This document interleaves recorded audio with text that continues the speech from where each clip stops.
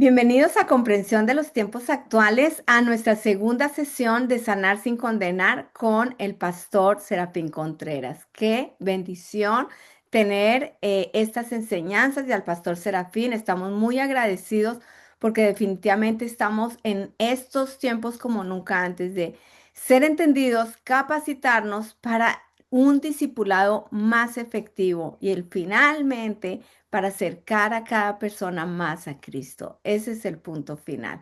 Entonces vamos a orar y le damos lugar al pastor Serafín. Señor amado, gracias por el pastor Serafín, por su vida, su ministerio y toda la capacitación que tú le has dado para enseñar a otros. Gracias, Señor, te pedimos que nos ayudes, que abras nuestro entendimiento para aprender y para practicar, Señor, y que seamos mucho más efectivos cómo discipulamos, cómo enseñamos, cómo ministramos a otros. En el nombre de Jesús, amén. Pastor Serafín, adelante. Muchísimas gracias, María. Gracias a todo el equipo de Comprensión en los Tiempos y también a todas las personas que se han inscrito.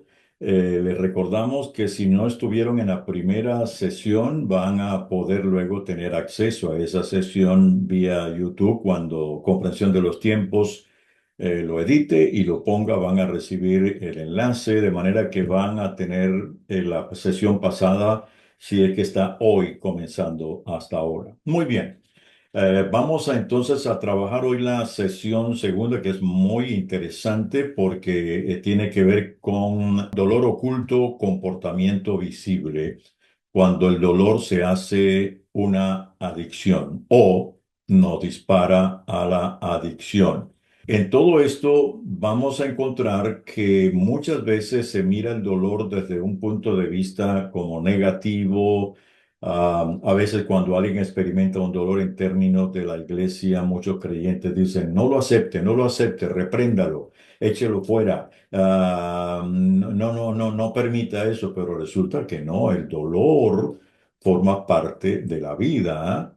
Y la misma Biblia nos habla claramente del papel del dolor, como podemos ver en Isaías 53, versos 6 y 7. Está hablando allí Isaías del Señor Jesús. Todos nosotros nos hemos extraviado como ovejas, hemos dejado los caminos de Dios para seguir los nuestros. Sin embargo, el Señor puso sobre él el pecado de todos nosotros. Ese es un dolor. Llevar los pecados de uno es un dolor, pero llevar los pecados de otros, el dolor es más profundo.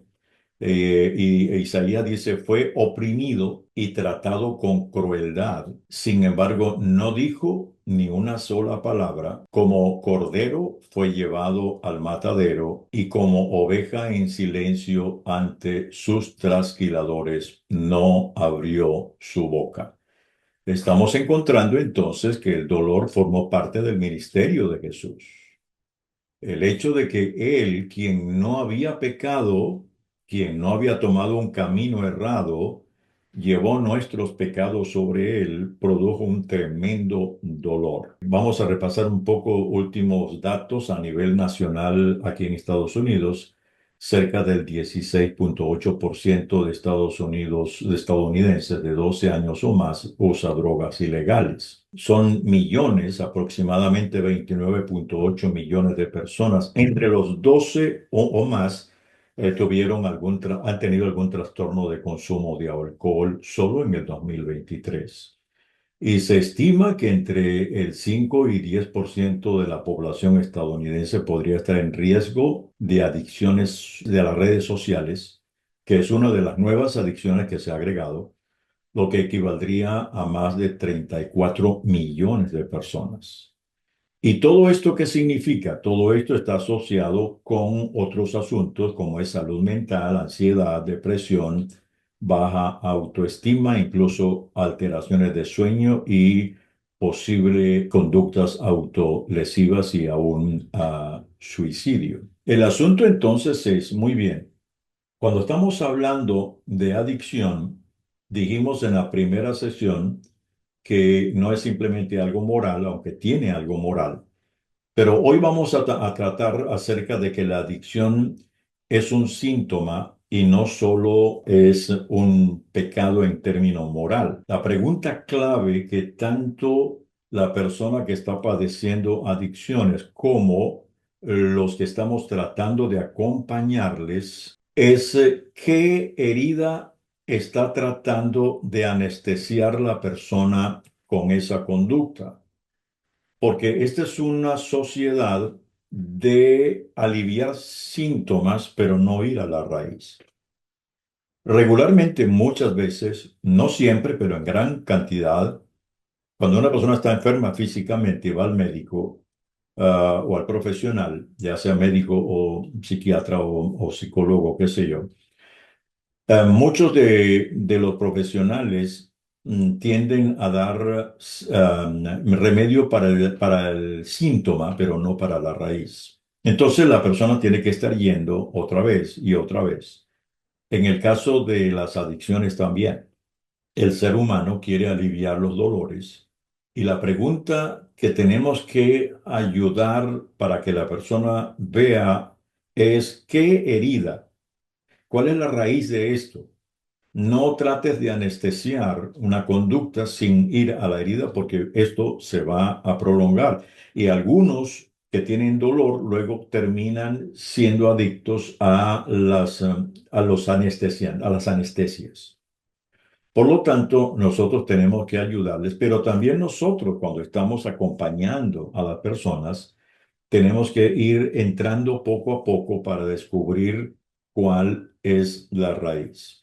Veamos en esta otra presentación que las adicciones, cualquiera que sean, tienen más que ver con la manera en que procesamos la vida. Y mucho de eso viene desde la niñez. Y cuando uno se pregunta, bueno, si es un asunto de raíz y tenemos que atacar la raíz, no tratar el síntoma, ¿cuáles son las raíces más frecuentes que llevan a una persona a una adicción cualquiera que sea? Muy bien, vamos a ver en este cuadro las tres fuentes de quebranto interno. Hay tres fuentes de quebranto interno que producen mucho dolor y es lo que la persona trata de anestesiar. Son tres columnas que podemos ver aquí, las tres fuentes. Una tiene que ver con la familia, otra tiene que ver con el trauma o quebranto de corazón y otra tiene que ver con la sociedad donde vivimos. Todos estamos inmersos en estas tres fuentes. En primer lugar, porque si hablamos de familia, no existen familias perfectas. Trauma, el mundo no se divide entre los traumatizados y los no traumatizados. Todos estamos traumatizados. La sociedad, ninguno vive en una sociedad libre de, porque vivimos en la misma sociedad. Tomemos en cuenta, vamos a tomar primero la familia. Y cuando trabajamos con las personas que están en adicción, los llevamos a que identifiquen cuál de estas cinco, hay más, pero estas son las más fuertes, familias, ambientes familiares, se levantaron. Puede ser la familia rígida, es una familia donde hay muchas reglas, mucho no, no puedes ir, no puedes hacer, no, no, no.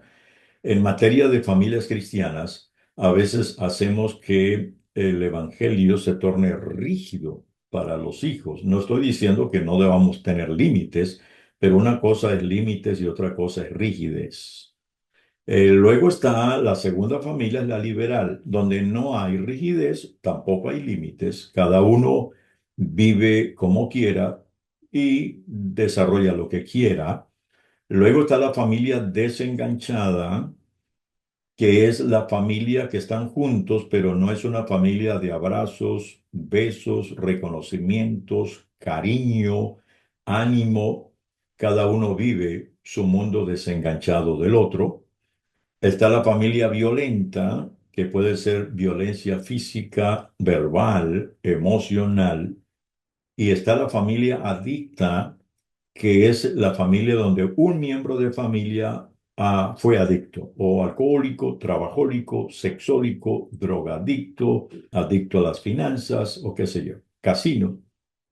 Estas son 5 familias y a veces tenemos combinación. No es que nos levantamos en una sola. Por ejemplo, en el caso mío, mi familia era desenganchada.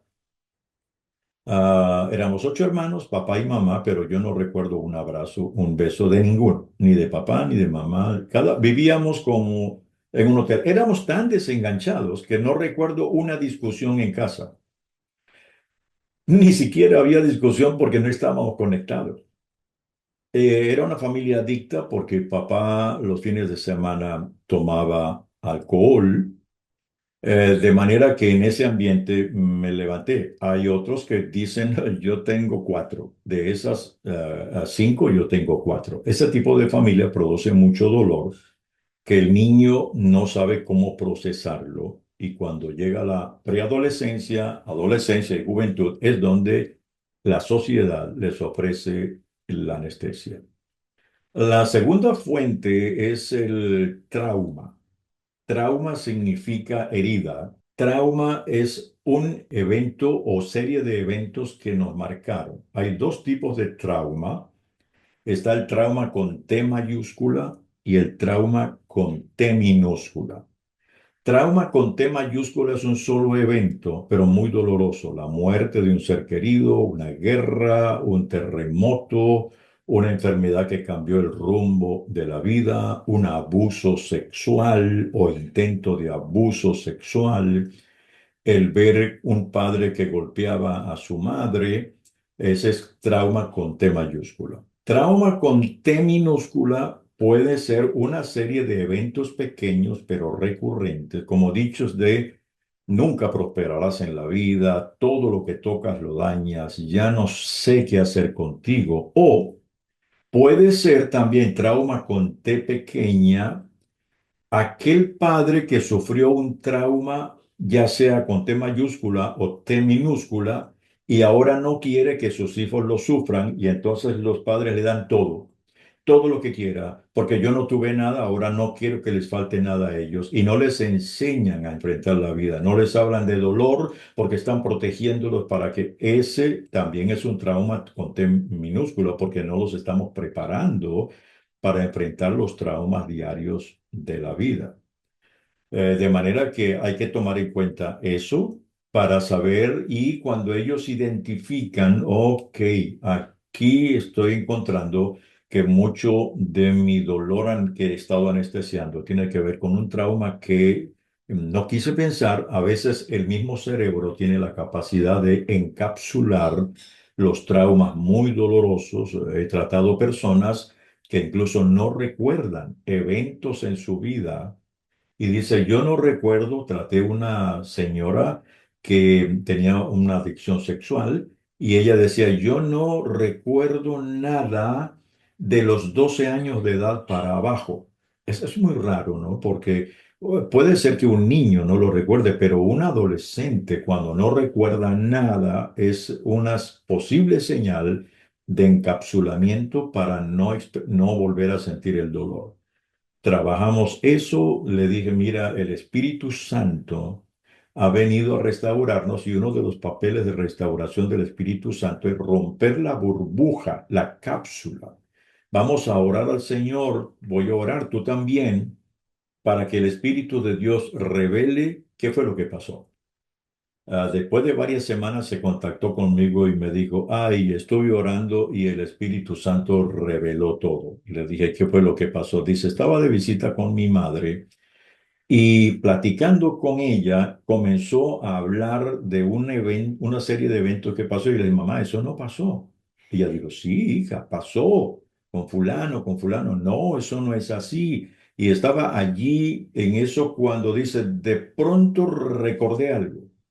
Y luego algo, y algo, y vino todo como una cadena. Y me dice, terminé en el piso llorando porque por primera vez podía ver, porque eso estaba en el inconsciente, y cuando pasa a lo consciente, la persona lo ve y dice, wow.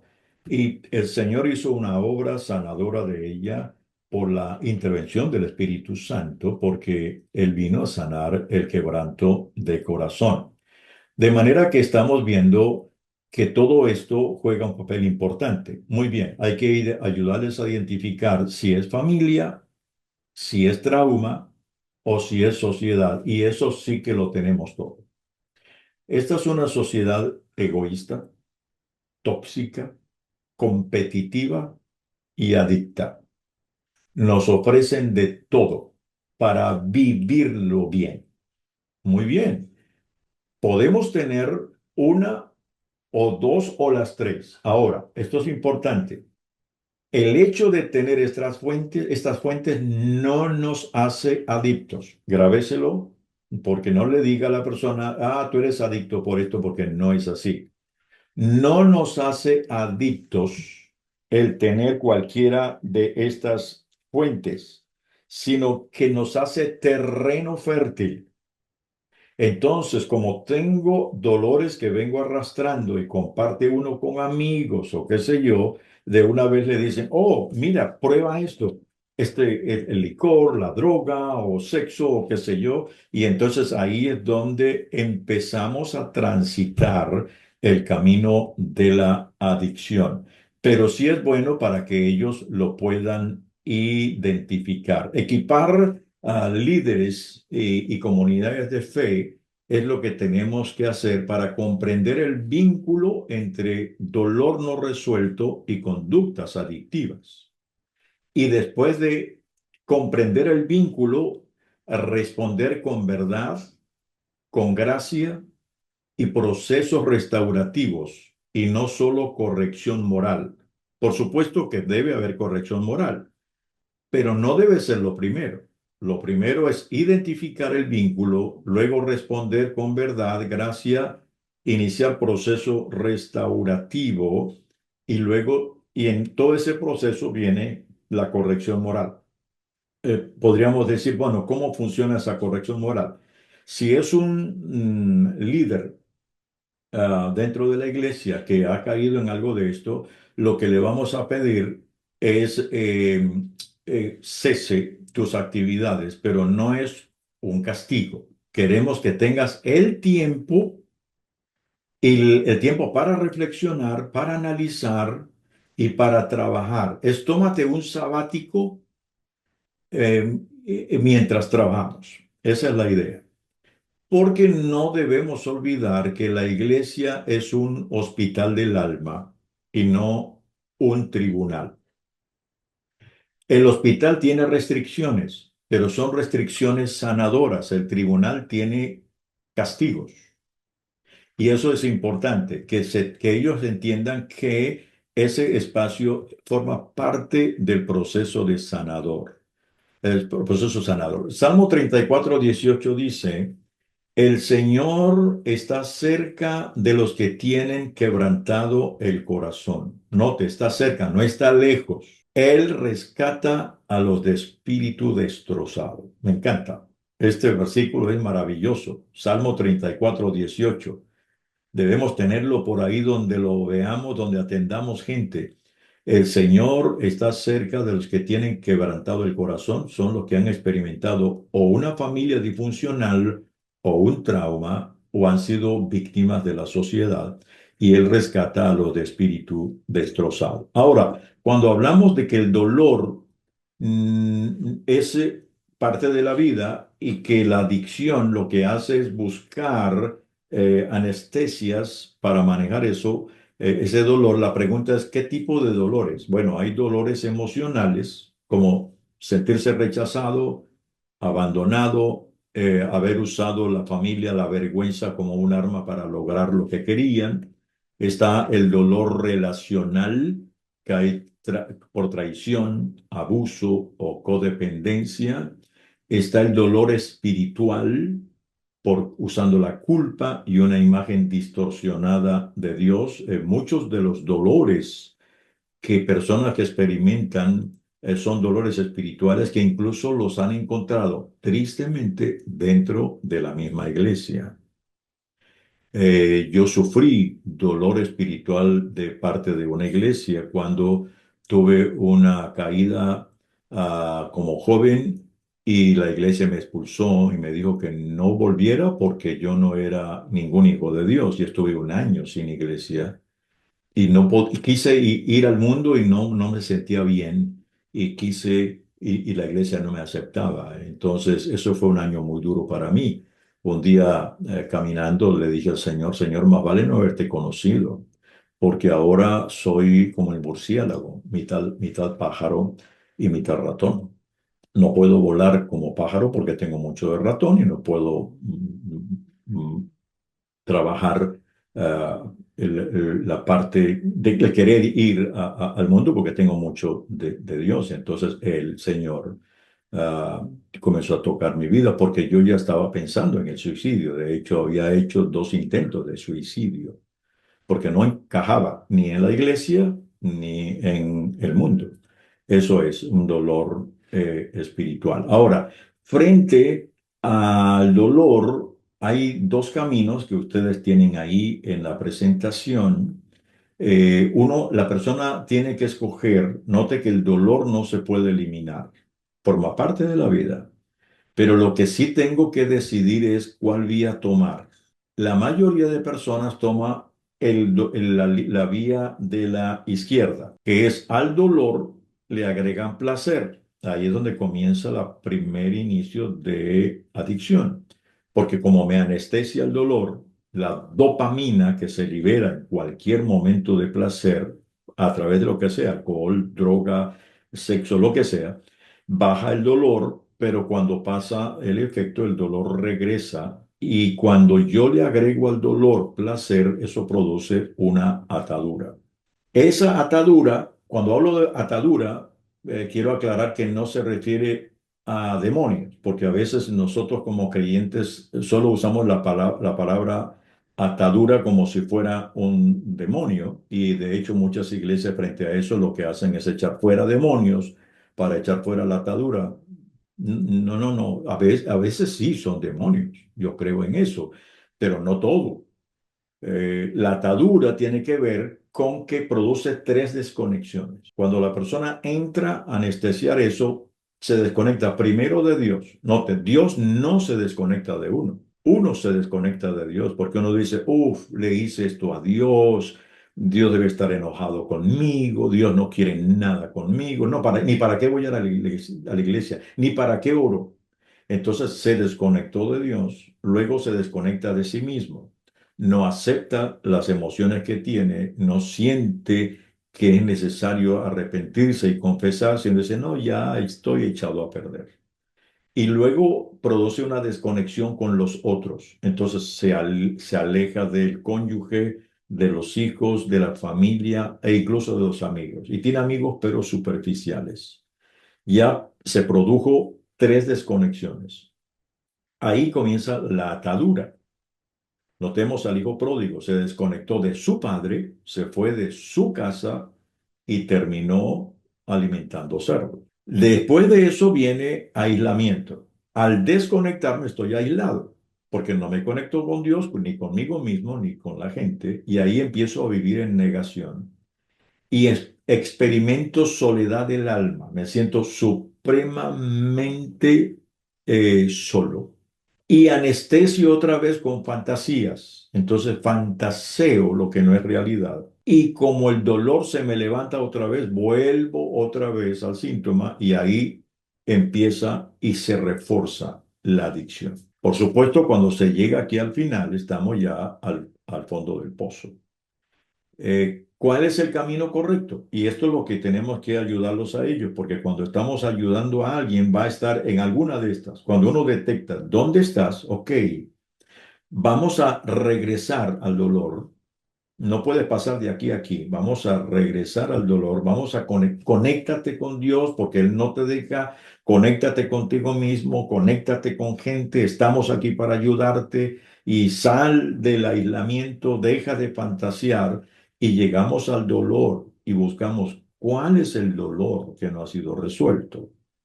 Cuando ellos encuentran cuál es el dolor que no ha sido resuelto y lo trabajan, entonces vamos a entrar en el camino correcto. Al dolor, en vez de agregarle placer, le agregamos propósito, porque el propósito que Dios tiene para nuestra vida no se anula por el dolor, más bien se reafirma en el dolor. Pablo dijo, a los que aman a Dios, todas las cosas ayudan para bien, pero no lo dejó ahí. Él dijo, esto es a los que conforme a su propósito. La clave es entender el propósito de vida. Muchas de las personas cayeron en esto porque no han encontrado el propósito de vida. Y el propósito de vida es algo que Dios tiene para cada uno. Hay un propósito universal y hay un propósito individual. Como iglesia tenemos un propósito, llevar el evangelio a las naciones, liberar a los cautivos. Ese es nuestro propósito. Pero a nivel personal, cada uno tiene su propósito. Yo estoy haciendo lo que estoy haciendo por mi propósito. No me pidan que cante, no me pidan que toque un instrumento. Yo sé qué es lo que Dios ha plantado aquí. Eso me produce libertad. En medio del dolor, propósito, tengo libertad y me conecto con Dios, me conecto conmigo mismo, me conecto con la gente y en vez de soledad del alma experimento profundidad del alma, en vez de fantasía vivo en fe y aumento mi fe y en vez de adicción experimento adoración. Cuando hablamos de adoración, aquí no estamos hablando de la adoración que tenemos en el culto, aunque forma parte de eso, sino la adoración personal de cada día conectarme con Él, adorarlo, gozarme. ¿Y qué es lo que se ha encontrado? Que así como la adicción libera dopamina, la adoración también libera dopamina. Pero esta dopamina es controlada, mientras que la adicción quiere más y más y más. Y ahí me siento yo completamente realizado. Con esto estamos entrando en un proceso que es completamente nuevo, verdadero para lo que es la repetición de la sanidad y la restauración. Notemos lo que dice Proverbios 4:12 al 16. Hijo mío, escúchame y haz lo que te digo y tendrás una buena y larga vida. Note lo que está diciendo. Yo no te vine a que tengas una vida pobre. Te enseñaré los caminos de la sabiduría y te guiaré por sendas rectas. Cuando camines, no te detendrán. Cuando corras, no tropezarás. Aférrate a mis instrucciones, no las dejes ir. Cuídalas bien porque son la clave de la vida. No hagas lo que hacen los perversos, ni sigas el camino de los malos, ni se te ocurra, no tomes ese camino delante de él y sigue avanzando. Cada persona está frente a un camino y hay caminos que parecen correctos según esta sociedad, pero que no son los correctos. Mencionamos los tipos de dolor, vamos a repasarlos otra vez aquí, los tipos de dolor. Está el dolor emocional, rechazo, abandono, vergüenza. Está el dolor relacional, traición, abuso, codependencia. Está el dolor espiritual, que es culpa, imagen distorsionada de Dios. Y el dolor físico y trauma, que también a veces no es un dolor emocional, sino es una enfermedad, un dolor completamente profundo que está allí presente frente a eso. En todo esto, el Señor está interesado en sanarnos. Ahora, entendiendo de dónde viene y cómo fácilmente el dolor pasa a ser una adicción, ahí es donde entramos nosotros en nuestro rol pastoral. Vamos a ver la adicción desde una mirada pastoral. ¿Por qué? Porque las adicciones están incrustadas en la sociedad, incluyendo la iglesia. Algunos dirían, no, cuando yo comencé a trabajar las adicciones, después de haber sido 21 años pastor, 23 años misionero, ¿y por qué dejé de ser pastor y pasé a ser 23, después de 23 años misionero? Porque siendo pastor y siendo misionero, cuando era pastor, las iglesias donde estuve, la gente venía buscando ayuda por algún proceso adictivo y yo no fui preparado para eso ni en el instituto bíblico, ni en el seminario, ni en la universidad. Entonces, yo estudié teología, Biblia, cómo predicar, cómo dirigir la iglesia, todo, pero nunca recibí una clase sobre adicciones. Y cuando la gente venía a la iglesia buscando ayuda, les decía, oren más, ayunen, lean la Biblia, vayan a un retiro, pero eso no les funcionaba. Siendo misionero en Centro y Suramérica, y era misionero de área, los líderes nacionales llegaban a contarme sus historias buscando ayuda y yo les decía, no, tienes que orar más, ayunar, eh, pero nada. Después tuve la experiencia como padre de que una de mis hijas se apartó del Señor y entró en un proceso adictivo y yo no sabía qué hacer. Allí fue donde me di cuenta, me falta una herramienta. Y Dios restauró nuestra hija y ella, junto con su esposo, que antes de conocerse también había sido adicto siendo pastor. Él era pastor y era adicto. El Señor los unió, ellos fueron restaurados por el Señor de una manera grande. Ahora los dos son terapeutas sexuales con deseo puro. Y cuando yo vi el material, yo dije, esto es lo que yo necesitaba. Y ahí fue donde comencé a trabajar y a prepararme para eso. Y cuando comencé a trabajar en esto, en el año 2013, los pastores y gente me miraban como, me acuerdo que una vez un misionero amigo me dijo, cuando yo era niño quería ir a la finca de mi abuelo porque él ordeñaba vacas y yo quería ordeñar, pero él me decía, no, tú limpia el corral, yo ordeño las vacas. Dice, yo quería eh, ordeñar, pero él no me dejaba. Y entonces para la historia y me mira y me dice, Serafín, tengo una pregunta. ¿Por qué después de tantos años ordeñar vacas terminas ahora limpiando el corral? Le dije, porque si no se limpia el corral, la leche se contamina. Y de esa manera entendí que yo tenía que entrar en esto. Al principio no lo procesaba la gente, pero ahora sí. Juan 8:34 al 36, Jesús contestó, les digo la verdad, todo el que comete pecado es esclavo del pecado. Un esclavo no es un miembro permanente de la familia, pero un hijo sí, forma parte de la familia para siempre. Esa es clave. No perdemos nuestra identidad de hijos, porque no somos esclavos, somos hijos. Y él dijo, así que si el Hijo los hace libres, ustedes son verdaderamente libres. Eso es importantísimo. Cuando uno entiende que el Señor vino justamente a ayudarnos y a levantarnos en otro nivel, algo grande realmente sucede. Veamos que el Señor, ¿cómo comenzó el Señor a sanar a la gente? Siempre comenzó con la persona, no con lo que la persona hacía. Jesús no comenzó con la conducta de ninguno, sino la persona, porque la persona genera la conducta. Pero cuando nosotros no entendemos esto, comenzamos por la conducta. ¿Por qué haces eso? Te voy a castigar por eso. Te vamos a quitar las oportunidades. No, Jesús nunca comenzó por la conducta, sino por la persona.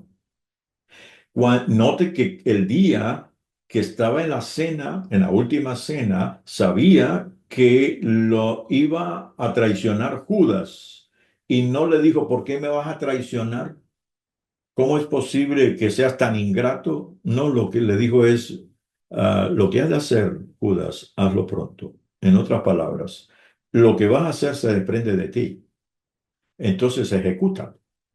Porque hasta que no enfrentes tu persona, no va a haber ninguna oportunidad. Aquí están lo que se llaman los tres movimientos de Jesús. Los tres movimientos de Jesús son los que tenemos que ejecutar en nuestro proceso para atender la adicción. El primer movimiento es ver el dolor. Eso se llama compasión. Jesús lo primero que hizo, el primer movimiento fue ver el dolor de la gente. No por qué tienes ese dolor, sino que tienes un dolor. Y dice que su corazón se conmovió. Ver es el camino. El segundo movimiento, después de que Jesús vio el dolor, nombró la verdad. Confrontación redentora. Es esto donde estás, en lo que te está produciendo el dolor, viene de algo que tienes que resolver. Él vio con compasión a la mujer samaritana y luego le nombró la verdad. Le dijo, trae a tu marido. Dijo, no tengo marido. Y dice, tienes la razón porque has tenido cinco y el que ahora no es tu marido. La confrontó suavemente y luego la restauró. Así que los tres movimientos son ver, nombrar la verdad, restaurar la identidad. Nunca olvidemos estos tres movimientos. Primero ver el dolor de la gente, después decirle la verdad en amor, confrontando redentoramente, y después decir, pero puede ser restaurado. Estoy aquí, se llama misión y pertenencia. Y con esa misión y pertenencia vamos a entrar en un ciclo tremendamente maravilloso. Esto es lo que tenemos que integrar en nuestro proceso. Veamos la próxima lámina para ver que la iglesia frente a la adicción tiene dos caminos. Coger el enfoque punitivo, que es el de castigar, o el enfoque restaurador. Uno tiene que escoger qué queremos, castigar o restaurar. Note lo que dice Gálatas 6, 1 al 3. Amados hermanos, si otro creyente está dominado por algún pecado, note, me gusta la palabra dominado, está hablando de adicción, está dominado por algún pecado, ustedes que son espirituales, deberían ayudarlo, no dice deberían castigarlo, dice deberían ayudarlo a volver al camino recto con ternura y humildad. Y luego dice Pablo, y tengan mucho cuidado de no caer ustedes en la misma tentación. Está diciendo, si juzgas, puedes terminar haciendo lo mismo. Si restauras, tú mismo te previenes. Ayúdense a llevar los unos las cargas de los otros y obedezcan de esa manera la ley de Cristo. Si te crees demasiado importante para ayudar a alguien, solo te engañas a ti mismo y no eres tan importante. Este pasaje es tremendo. Terminamos en esta mañana, en esta ocasión, con lo que debiera ser el proceso pastoral de restauración. Porque alguien dirá, sí, pero ¿cómo es el proceso? Muy bien, aquí está el proceso pastoral. Darle a la gente en medio de su adicción seguridad. Este es el lugar para ti. No hacerle sentir que este no es el lugar para ti, porque van a ir a buscar donde le van a dar seguridad, entre comillas. No, el lugar más seguro es la iglesia. Después de seguridad, ayudarlos a revelar lo que no han revelado. Revélalo para que sean libres.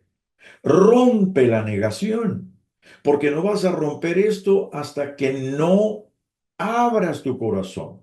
Y este es el lugar seguro, aquí es el lugar para revelar.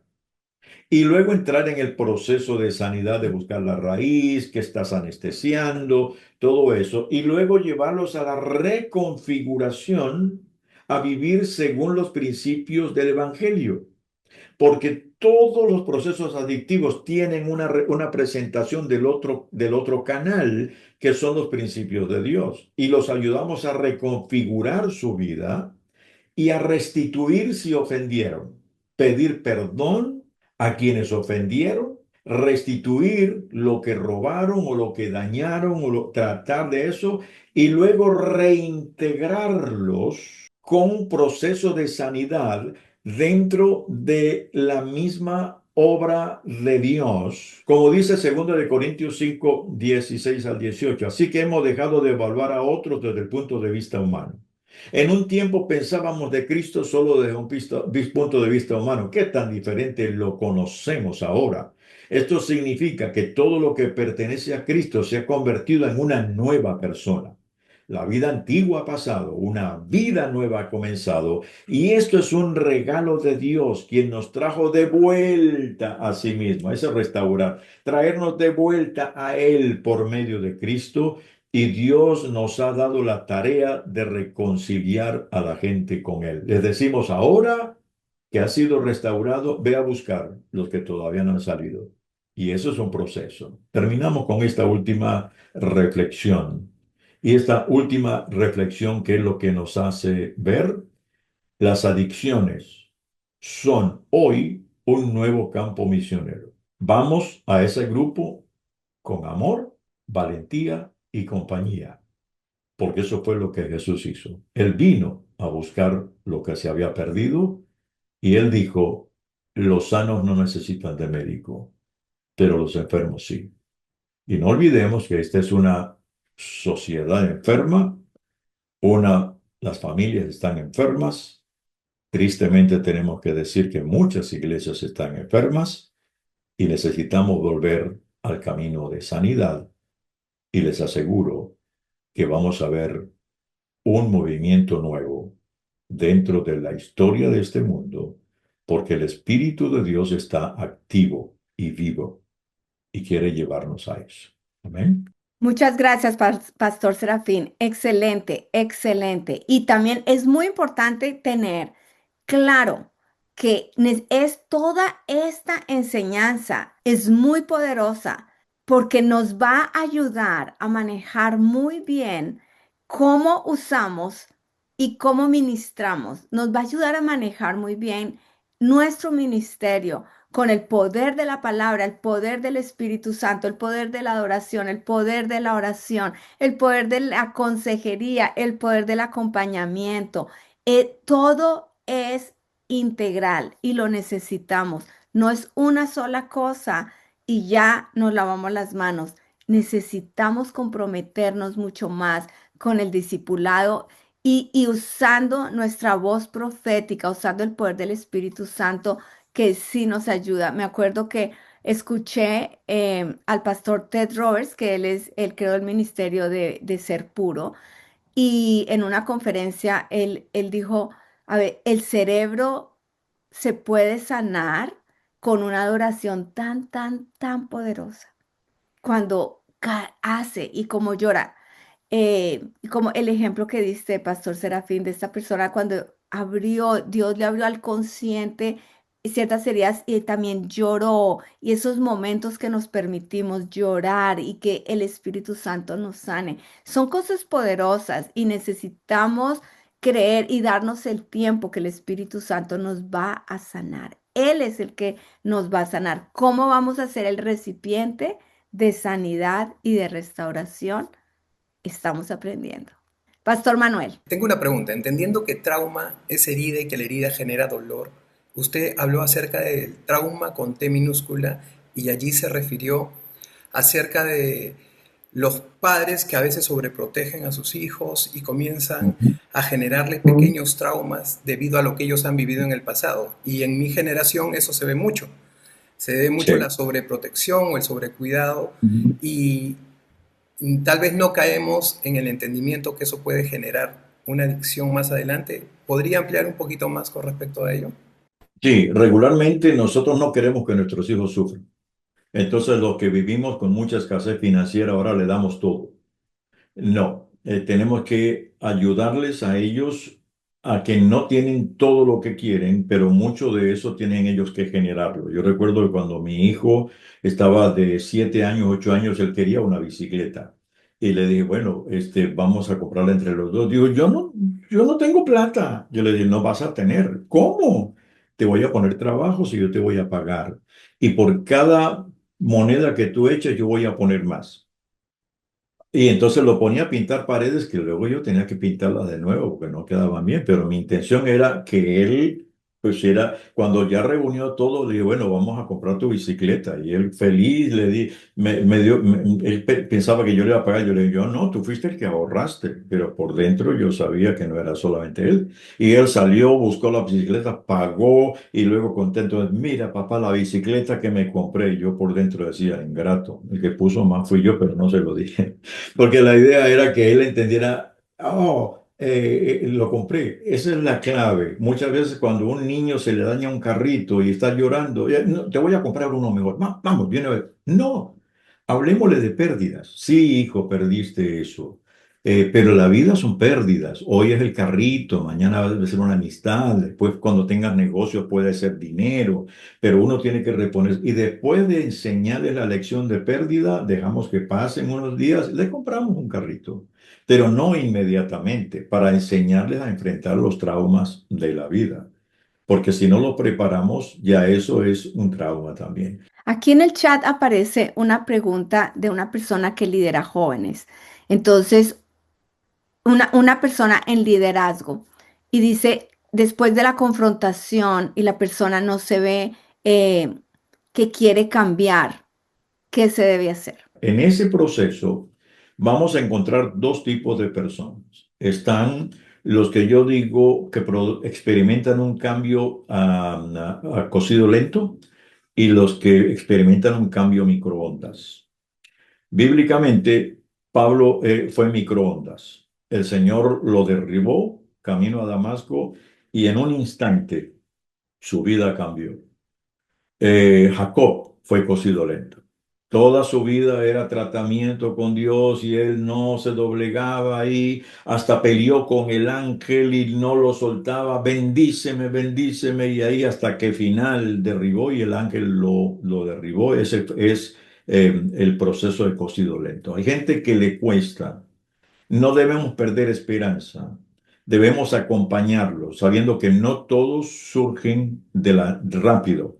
Algunos sí, otros no, pero poderlos dar. Ahora, si alguien no quiere hacer trabajos, le ponemos algo para hacer y no lo quiere hacer, entonces le decimos, mira, esto no puede avanzar, porque en todos los milagros que Dios hizo en la Biblia hubo una participación humana y una intervención divina.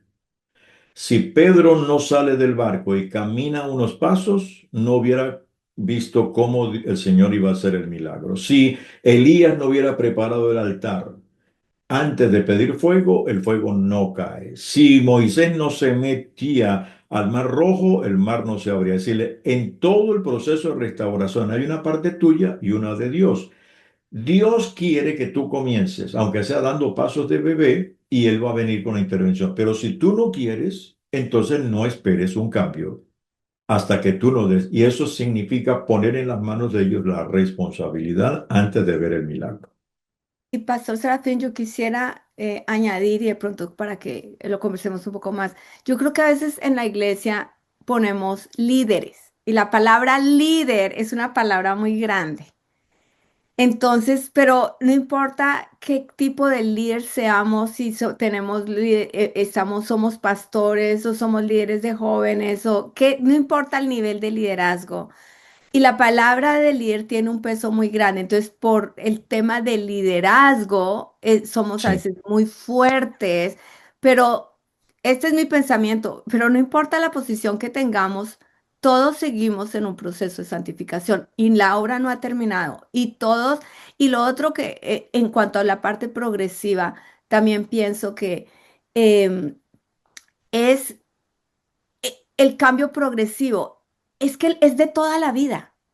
Es de toda así la es. vida y nosotros a veces tenemos expectativas de perfección y yo creo que lo que sí podemos estar mirando tanto en nosotros como en otros es el deseo de crecer, el deseo de cambiar en su honestidad, en Ujú. todo esto. Y yo creo que tenemos que revisar esas cosas.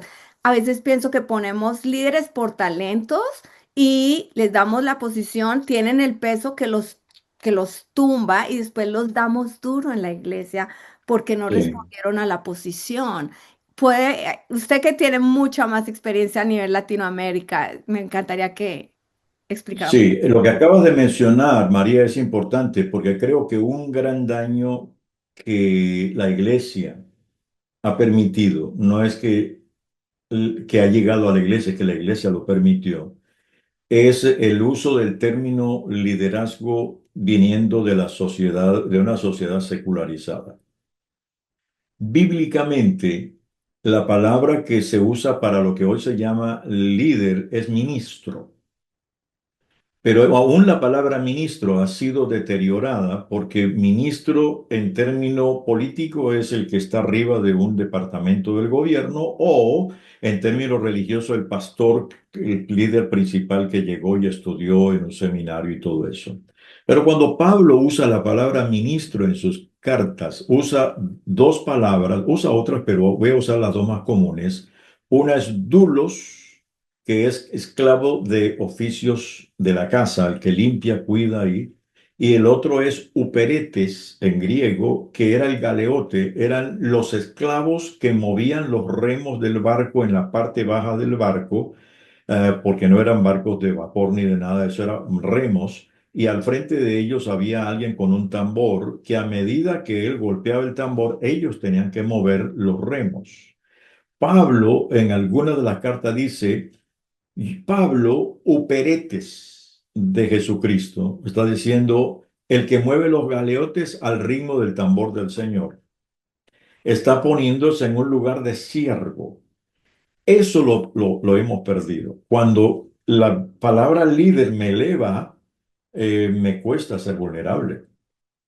Pero el siervo no tiene por qué ser vulnerable porque está abajo. En el barco está en la parte de abajo.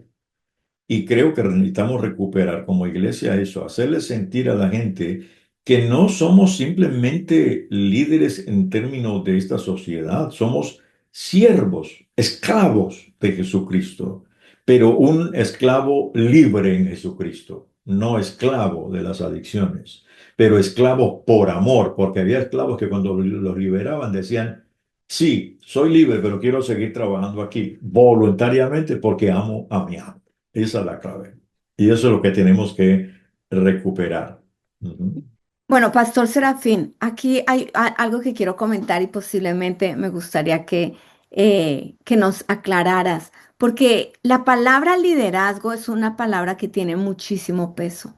Es una palabra que no importa si es líder de jóvenes o líder de niños o pastor principal o pastor asociado, en general la palabra liderazgo tiene un peso muy grande y la forma cuando nosotros a veces ponemos líderes por sus talentos o porque necesitamos desesperadamente un líder ahí y tiene un peso, pero cuando la persona muestra fallas, muestra deficiencias, muestra situaciones incoherentes, em, o inclusive pecado, estamos listos para darle duro con el peso porque ha sido un líder. Y yo creo, personalmente, yo creo que aunque no importa la posición que tengamos, seguimos siendo discípulos y estamos creciendo y hay un proceso formativo y progresivo y cómo mirarnos unos a otros sin tanto juicio para condenarnos, porque somos a veces muy rápido para poner talentos, pero no somos rápidos para discipular. Yo creo que a veces hemos fallado como pastores en dedicarnos al acompañamiento, al cuidado de las almas, pero sí demandamos santidad. Ese es el enfoque punitivo, no restaurador.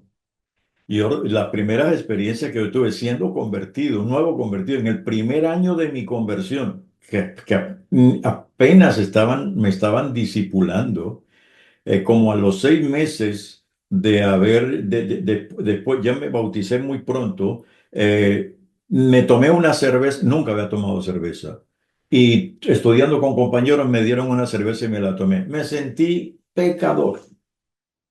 Fui y hablé con el pastor y le dije, pastor, pequé. Sí, ¿qué hizo? Me tomé una cerveza con mis amigos. Ok, voy a reunir la directiva porque eso tiene que confesárselo usted a la directiva. Reunió la directiva, eran como 6 hombres ahí, mujeres de esos de cara dura, ¿no? Y cuando, ¿qué fue lo que usted hizo? Yo dije, me tomé una cerveza y después, muy bien, usted tiene 6 meses de disciplina. No puede tomar Santa Cena, no puede ayudar en nada en la iglesia y yo 6 meses era para mí fue una tortura. Y yo dije, ay, bueno. Después me quitaron eso y como a los 6 meses me fumé un cigarro. Y fui otra vez y dije, y fueron otros 6 meses de disciplina. Y eso me produjo algo bueno y algo malo. Lo malo fue que llegué a pensar, qué malo soy yo. Es decir, no tengo lugar en el pueblo de Dios. En cualquier momento voy a caer en otra cosa y va a ser otra vez otros 6 meses. Lo bueno fue que lo canalicé y dije, bueno, si este es el precio a pagar, nunca más voy a jugar con nada de eso. Y tomé una decisión. No voy a hacer nada y me permitió tomar un camino de firmeza. Pero sí tenemos que recordar que no fuimos llamados para disciplinar a la gente, sino para educar a la gente en un enfoque eterno. Es discipulado. Me llama la atención, si hablamos de disciplina como se maneja en muchos lugares, que Jesús no puso en disciplina a Judas sabiendo que le iba a entregar y le hubiera dicho, usted no puede tomar la Santa Cena. No, no puede, porque usted me va a entregar. A Pedro tampoco le hubiera dado la Santa Cena porque esa noche lo iba a negar. Y todos los otros hombres, a excepción de Juan, que fue el único que estuvo en la cruz, los demás salieron corriendo. O sea, el único que debiera de haber tomado, según perspectivas eclesiásticas, la cena esa última noche era Juan. Y las mujeres, que las mujeres ninguna huyó, estuvieron presentes al pie de la cruz. Tenemos que recuperar el ambiente de restauración y no punitivo. La restauración enseña a seguir adelante y entendemos lo que dijo Pablo. El que comenzó en nosotros la obra, ¿la terminó? No. La terminará el último día. ¿De qué? De vida. Es un proceso de vida. Y como es un proceso de vida, vamos a acompañarlos, pero vamos a que ellos entiendan esta gran verdad. Hoy soy mejor que ayer por el Señor, peor que mañana. Entonces voy a hacer mañana mejor para que sea mejor que ayer. Y eso me da perspectiva de futuro en victoria y en lo que Pablo dijo, en Cristo somos más que vencedores. Aquí hay otra pregunta y tiene que ver con la confrontación. Y se coloca el caso de Pedro confrontando a Simón, el mago. Y hay casos en la Biblia, Jesús confronta a los fariseos. Vemos el apóstol Pablo confronta el demonio de hechicería en una jovencita. Y se ven confrontaciones a través de la Biblia. ¿Cuál es el equilibrio aquí con la confrontación? Exacto. Recordemos que de los tres movimientos que vimos del Señor, uno es confrontación, porque Él primero vio el dolor, confrontó con la verdad. Necesitas cambiar de camino. Si lo quieres cambiar, voy a estar contigo. Si no, vas a tener que tomar tu tiempo para que tú mismo reflexiones y luego entrar en restauración. Muchas de las confrontaciones que están en la Biblia fueron con gente no convertida. Por ejemplo, Jesús confrontó a los fariseos, pero no eran convertidos, estaban buscando cómo hacerle caer y él los trató. Y les digo, ustedes son gente que ponen más carga de ayudar y los confrontó. Pablo confrontó, Pedro confrontó al personaje ¿cuál que tú mencionaste de el mago, ¿no? El mago no era convertido. A un no convertido uno sí tiene que estar listo a confrontarlo, porque uno sabe que ellos tienen que ser sacudidos. Pero a alguien que ya conoce al Señor Jesucristo, uno tiene que confrontarlo con gracia restauradora. El camino que tomas no es el correcto. Y vas a sufrir. ¿Tú qué quieres? ¿Sufrir más de lo que hoy estás sufriendo o quieres acompañamiento? Si quieres acompañamiento, estoy a tu lado. Y el Señor está a tu lado. Y fue lo que Jesús hizo con la mujer samaritana. Le dijo, tienes razón, has tenido muchos hombres. Pero ella dice, me parece que tú eres alguien. No, no, no. Y fue y trajo todo el pueblo. Y eso es la clave. Siempre la restauración está para aquel que siente dolor y quiere salir. Pero quien no quiere, ok. tienes que encontrarte a solas con Dios, como pasó con Faraón. Faraón endureció su corazón y no entendió que las plagas eran un proceso de restauración y él las resistió. Aquí hay una petición, usted mencionó el Ministerio de Deseo Ser Puro. ¿A dónde pueden dirigirse para seguir aprendiendo más en cuanto al tema de la sexualidad? Claro, ustedes pueden conseguir material de Deseo Puro, que es la entidad donde mi hija y su esposo comenzaron y después pasaron a la certificación, pero el Ministerio de Deseo Puro en Estados Unidos pueden visitar la página que es Pure Desire en inglés.org y allí hay materiales en español que pueden comprar, videos, hay un video que se llama un 101 Sexualidad, que son conferencias y tienen subtítulos en español para los que no hablan el inglés. Entonces, hay material, pero hay muchos recursos ahora. Realmente hay muchísimos recursos que se pueden conseguir con buenos profesionales cristianos. Ok, la próxima sesión, el próximo jueves, vamos a tocar un tema que es muy importante, que se llama la neurociencia y las adicciones. Vamos a tocar el aspecto de cómo las adicciones desconfiguran el cerebro y al entender, sabemos que la Biblia habla mucho de cómo Dios quiere restaurar nuestro cerebro, que es el regalo más grande en el cuerpo que Dios nos ha dado. Así que vamos a hablar un poquito de neurociencia y Biblia en la próxima sesión.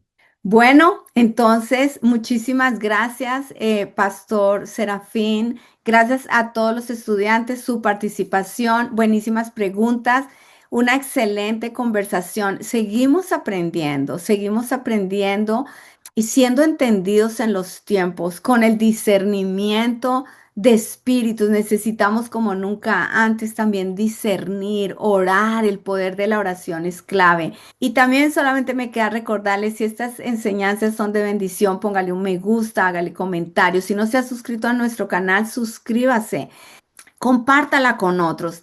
Ayúdenos a propagar estas enseñanzas a través de toda la tierra y más cuando vemos que aquel día se acerca. Dios les bendiga.